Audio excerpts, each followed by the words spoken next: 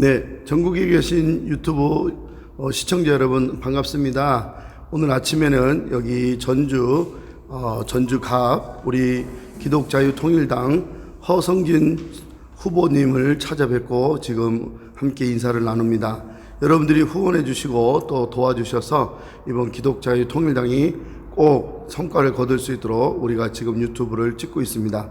우리 허성진 의원 반갑습니다. 오늘도 이렇게 여러 가지 이야기도 나눴지만 우리 허성진 우리 후보님께서 직접 이렇게 말씀해 주시고 함께 해 주시면 감사하겠습니다. 우리 허성진 후보님을 우리 소개하겠습니다. 반갑습니다.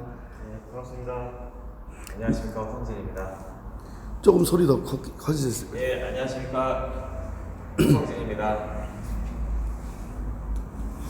우리 허성진 우리 후보님께서 정책을 말씀드리고 또 우리가 지금 기독자유통일당이 어떤 방향으로 갈지 또 우리 전주갑 지금 유세를 하고 계시는데 어떤 유세를 하고 계시는지 우리 또 이렇게 해주시면 감사하겠습니다. 네, 저는 전주에 와서 열심히 분투하고 있습니다. 제가 특별히 대상으로 삼고 있는 분들은 이제 젊은 층들을 좀 깨우기 위한 노력을 하고 있는데요. 먼저 현실성 없는 정책이 사라져야 된다는 것에 대해서 좀 많이 강조하고 있습니다. 그 선거철마다 사실은 임기 내에 지켜지지 못할 공약들이 또 많이 나오고 있는데 저는 이제 국민들 입장에서 그게 피부로 와닿지 않았다고 생각했고 그렇기 때문에 우리가 선거 공보물을 봐도 사실 그렇게 공약에 대해서 특별히 관심을 안 갖는 것 같습니다. 왜냐하면 이제 지켜지지 않을 것이라는 그런 불신감이 우리 가운데 있기 때문입니다. 그래서 저는 이제 그 현실에 맞는 정책을 제시해야 된다고 말씀드렸고 또 그 의정 활동을 하면서 자신의 정책이 얼마 정도 진행됐는지에 대한 그런 것들을 좀 투명하게 공개해야 된다는 것들에 대해 또 강조했습니다. 그리고 둘째로 나라의 지금 현재와 미래를 고민한 정책 연구가 먼저 선행돼야 된다는 부분에 대해서 많이 강조했습니다. 또 제가 노동운동이나 청년 실업 그리고 주거 문제에 대해서 굉장히 관심을 많이 가져왔던 부분들 그런데 이제 지금 현재 우리나라의 현실을 보니 앞으로 청년 세대 그리고 다음 세대의 미래가 없다. 다시 말해서 불투명하다는 것을 강조했고 그래서 제가 나이도 어린데 이 자리에 서게 됐다는 것들을 또 강조했습니다. 그러면서 저는 좀 청년들의 미래를 뺏는 특정 이익 집단의 유착관계를 뿌리 뽑아야 되는 것에 대해서 강조했었습니다. 저희 당의 입장에 대해서도 말씀을 드렸는데요.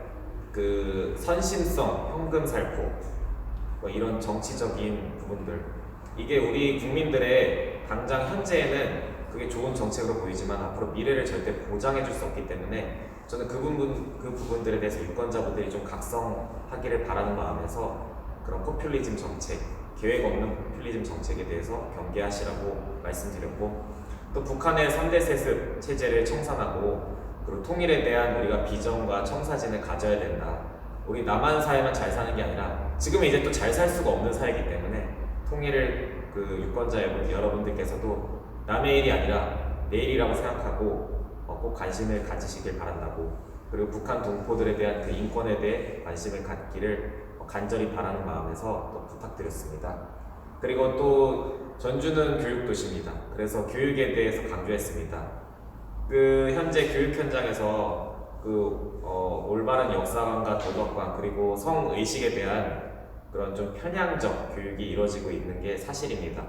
사실은 정규 과목 외에 그 교사 개개인의 이념적 성향에 따라서 그 보이지 않는 곳에서 아이들에게 교육하는 게 이루어지고 있는데 저는 그런 부분들에 대해서 반드시 개선해야 된다고 유권자분들께 호소했습니다. 그리고 한미일 동맹 강화에 대해서도 강조했습니다. 그 우리나라에서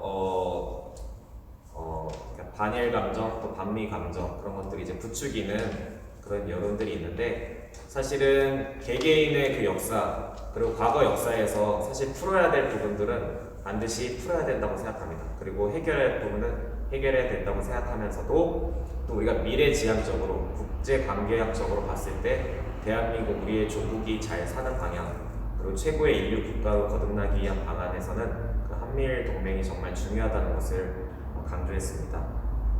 그리고 저는 아까 말씀드렸듯이 노동운동 관련 이야기를 했기 때문에 그 청년 일자리가 지금 전주에는 사실 굉장히 필요합니다. 전주에 보니까 청년들이 있는데 주로 공공기관에서 많이 일하거나 이제 그런 청년들을 봤었습니다.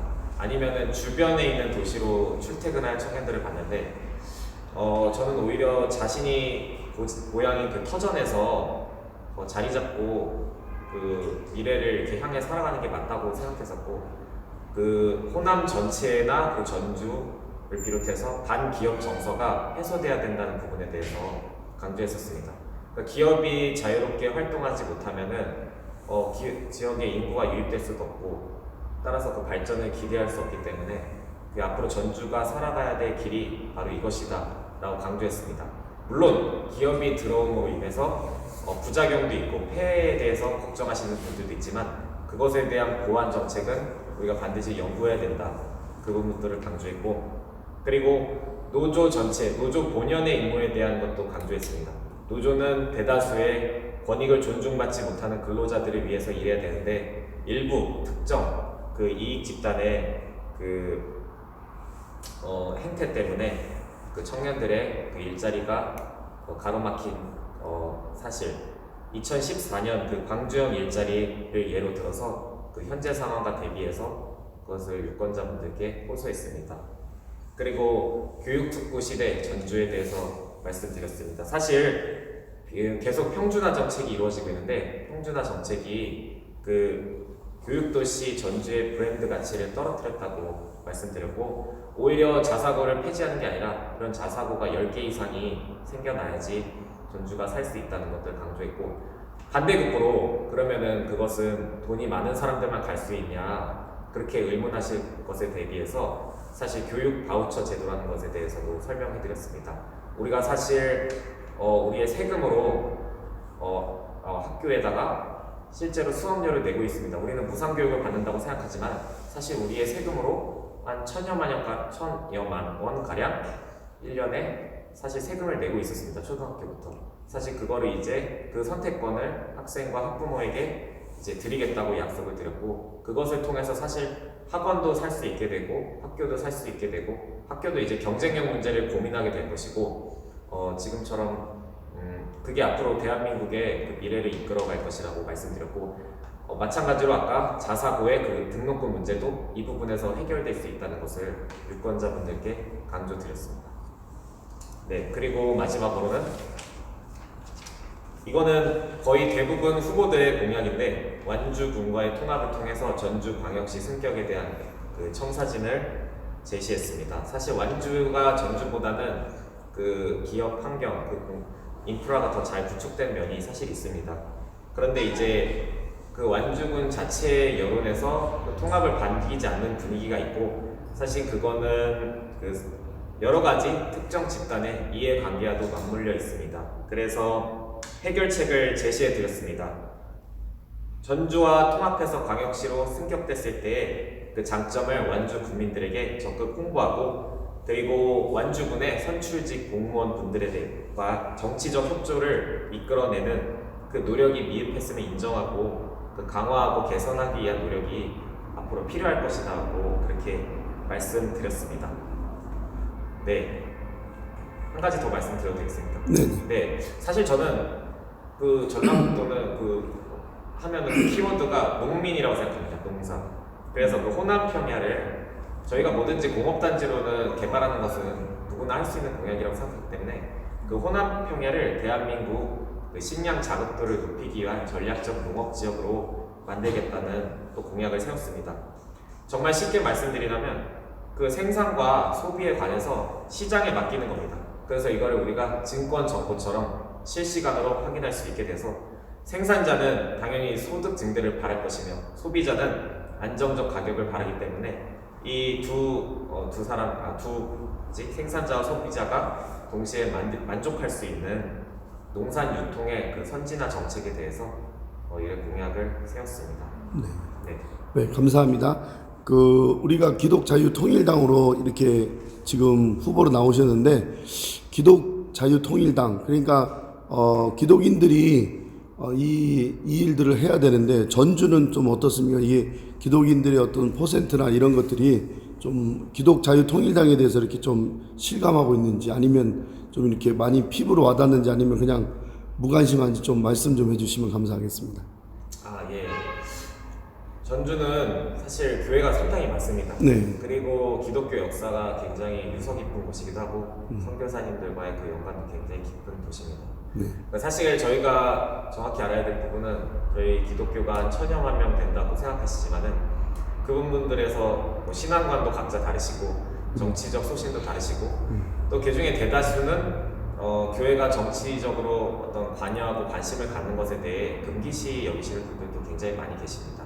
이 전주시의 아버니 저희 기독자의 통일당에 대해서 알고 계신 분들도 계시지만 사실은 대다수 분들은 잘 모르시고 계시고 그냥 나서서 계속 알리고 있는 중입니다. 네, 그렇구나.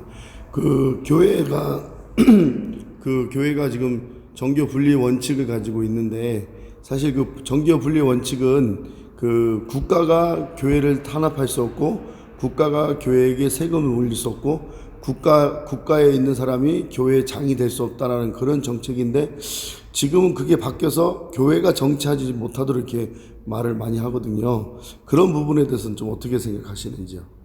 네. 정교 분리에 대해서 이렇게 지금 교회가 정치하면 안 된다라는 그런 말을 많이 하거든요. 근데 사실은 그게 교회가 정치하지 못하도록 만든 게 아니고, 오히려 정부가 교회에 탄압하지 못하고, 또 정부가 교회에 세금을 매길 수 없고, 그리고 또 정부가 교회의 수장이 될 수 없다라는, 그게 바로 정교 분리의 원칙이고 토마스 제퍼슨 대통령이 세운 건데, 우리나라는 지금 사실 이게 바뀌어서 교회가 정치하면 안 된다 이런 얘기를 많이 하거든요. 그런데 결국에는 교회가 예전에 구약 시대도 그렇고 신약 시대도 그렇고 이 선지자들이 다 정치 선에 있었거든요. 가령 다윗이 범죄했을 때 조나단이 가서 책망하고, 선지자 가서 책망하는 이런 일들이 사실은 정치와에 맞물려 있거든요. 근데 그런 것들을 잘 모르시니까 결국엔 기독자의 통일당에 대해서 인식을 잘 못하는 것 같은데, 우리 후보님은 좀 어떻게 생각하시는지요? 네. 저도 성경을 읽으면서 느낀 것은 네. 그 하나님께서 사실 모든 그 세상의 법과 규율을 만드셨다고 생각합니다. 그게 사실은 저희 기준이 아니라 그게 이 세상의 가장 최상의 법이라고 생각합니다.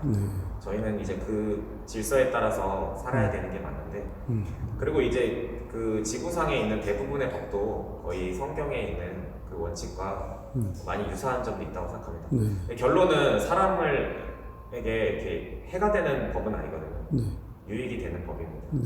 그래서 그거는 저희가 사실은 그 성경적 해석에 또 여러 가지 견해 차이가 있다고 생각하지만은 처음에 생각하는 정부가 개입해도 되느냐 이 부분에 대해서는 저는 만약에 저희가 정말 그 적법한 절차를 모든 것을 무시하고 엄청 사회 기강 질서를 훼손하는 부분에 있었다고 하면은 정부에서 권고는 할 수 있다고 생각합니다.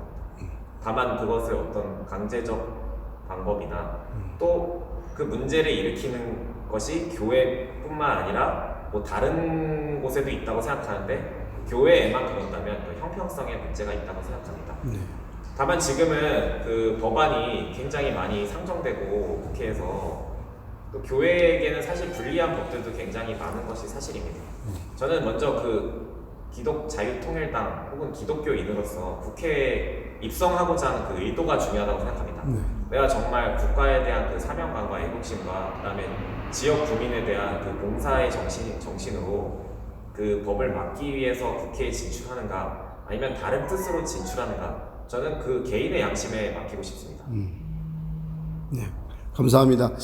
그리고 이제 우리가 그 전주 갑이잖아요. 네. 우리 전주에 계시는 우리 기독인들과, 아니면 또 우리 그 유세를 하고 계시는데, 정말 그냥 예전처럼 그냥 도장만 찍고 그냥 우리가 이렇게 정치인들 한 명 더 세우고 이런 게 아니라 올바른 정치를 좀 했으면 좋겠다, 그런 말씀을 좀 하시고 저희 인터뷰를 마치겠습니다. 네네. 네, 존경하는 전주 시민 여러분, 저는 다른 정치인들에 비해서는 프로 정치인은 아닙니다. 그러나 제가 대한민국의 국민으로서 한 가지 말씀드릴 수 있는 것은 정책은 여러분들의 삶과 무관하지 않습니다. 심지어 제가 정말 전주에서 느낀 게 뭐냐면 담배꽁초가 참 많다는 사실이었습니다. 환경미화 봉사하면서 느낀 게 정말 그런 것도 하나하나 세심하게 챙길 수 있는 저는 그런 정책이 필요하다고 생각합니다. 그리고 거창한 공약이 많습니다. 어떤 큰 공공기관과 단지가 생겨서 우리가 잘 살 것이다 라는 공약이 있는데 저는 그냥 평범한 사람들이 진입 장벽이 없이 갈 수 있는 그런 일자리가 많이 생겨야 된다고 생각하고 그리고 내가 살고 있는 그 고향에서 그 정책 하나하나가 이루어지는 것에 피부로 느끼는 게 가장 중요하다고 생각합니다. 그래서 현실성 없는 정치는 여러분의 유권자 여러분께 정말 판단에 맡기고 그리고 앞으로는 정치 판도가 바뀌어져야 됩니다. 정치는 정치인들이 한다고 생각하지 마시고요. 그 공약 하나하나를 정말 따져보시고 질문이 생기시면은 한번 또 생각해 보시는 그런 시간을 가져보셨으면 좋겠습니다. 감사합니다. 네, 감사합니다. 오늘 우리 허성진 후보님께서 이렇게 같이 인터뷰에 응해 주셔서 너무 감사하고요. 꼭 승리하고 입상하시길 바랍니다. 감사합니다. 유튜브를 시청해 주신 여러분 감사합니다. 오늘도 오전에는 또 이렇게 전주갑 우리 허성진 후보님 8번입니다. 8번. 우리 또 후원해 주시고요. 우리 지지해 주시고 기독자유통일당 19번입니다. 여러분들 꼭 응원해 주시고 여러분들이 잘 판단하셔서 지금 4월 15일 총선이 정말 은혜 가운데 잘 할 수 있도록 협조해 주시고 감사합니다. 우리 또 이렇게 우리 허성진 후보님 정말 감사합니다. 사랑합니다. 감사합니다. 방송을 마치겠습니다. 네, 감사합니다.